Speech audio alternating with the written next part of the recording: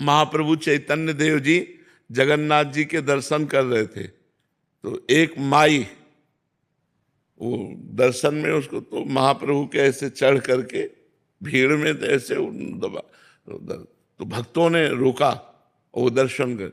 महाप्रभु ने कहा कि इसके तो चरण छूने लायक है। कितनी व्याकुलता है जगन्नाथ जी के दर्शन के लिए कि इसको कुछ नहीं दिखाई दे रहा। महाप्रभु को निषेध था, स्त्री स्पर्श संन्यास में थे ना, तो धर्म, तो सब भक्तों ने उसको डांटा। महाप्रभु को कहा इसका तो चरणामृत लेना चाहिए, क्योंकि ये जगन्नाथ जी के दर्शन के लिए कितनी व्याकुल है और वो हमारे ऊपर चरण रख करके दर्शन करना चाहे, ये तो कृपा है।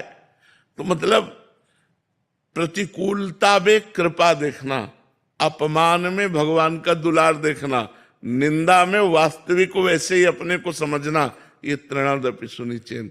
कितना महान भक्त होगा जब तृणादपि सुनिचेन हो जाएगा। ये बात कहने की सहज में है, लेकिन जीवन में उतारने की सहज में नहीं भाई, बहुत कठिन है तृणादपि सुनिचेन। अब दूसरी बात आई, तरोर्यु सहिष्णुना, वृक्ष के समान सहनशील हो। जैसे वृक्ष है, उसको आप ईंट मारो तो आपको कुछ देगा, छाल, पत्ता, पुष्प, छाया, वो आपको कहीं दंड नहीं देगा। आप वहां जाओगे वृक्ष के पास तो देगा ही देगा, हरा भरा दर्शन देगा, छाया देगा, पत्र पुष्प फल आदि जो है। आप ईंट प्रहार करो तो भी कुछ देगा, आपको दंड नहीं देगा। ऐसे संत, यदि आप गाली दो, प्रहार करो, अपमान करो तो आपका मंगल करेगा।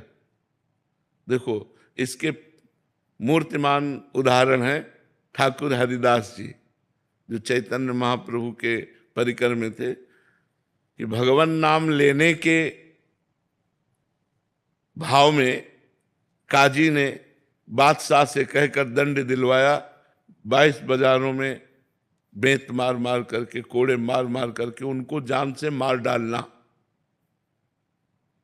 मारा, मारते बेत खून की फवारे निकलती, उसी पर फिर मारते और ये बोलते हरि बोल।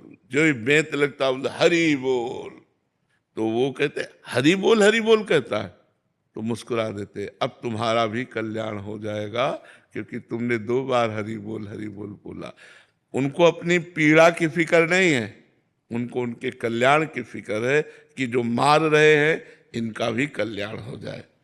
तरोर्यु सहिष्णुना, वृक्ष के समान सहनशील, बड़ा कठिन विषय है। ये श्लोक कोई सरल श्लोक नहीं, गाने को तो सब लोग गा देते हैं। वृक्ष के समान सहनशील हो। वृक्ष स्वयं धूप सहता है, दूसरों को छाया देता है, वर्षा सहता है, सब सहता है, लेकिन दूसरों को छाल, लकड़ी, पत्र, पुष्प, फल दे, ये परोपकार के लिए ही है। वृक्ष माने परोपकार, तो संत माने परोपकार। जो भगवान का नाम जप करने वाला है वो इतना सहनशील कि उस पर अपकार किया जा रहा है, अपमान किया जा रहा है, निंदा की जा रही, और वो उसका मंगल मना रहा। करत जे अनुसहन निंदक, तीनों पे अनुग्रह कियो। जाओ तुम्हारा मंगल हो, कभी तुम्हारा अमंगल न हो। जो उसे मार रहे हैं, जो उसे कष्ट दे रहे, तरोर्यु सहिष्णुना, अमानिना मान देना, अपने में कभी मान की भावना न रखे, अपने को अमानी समझे, क्योंकि तृणादपि सुनिचेन है ना, तो अपने को अमानी समझे।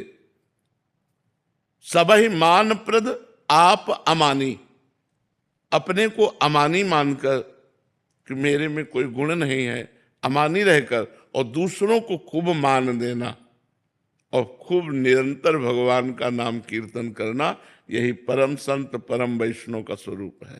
तृणादपि सुनिचेन तरोर्यु सहिष्णुना, अमानिना मान देन, कीर्तनीया सदा हरि। रात दिन सदा हरि का कीर्तन जो करते हैं और तृण से भी नीच अपने को मानते हैं और वृक्ष के समान सहनशील हैं, स्वयं अमानी रहकर दूसरों को मान देते हैं, ऐसे वैष्णव के चरणों में कोटि कोटि प्रणाम है। और तभी वो कीर्तन सफल होता है जब हम ऐसे होते हैं।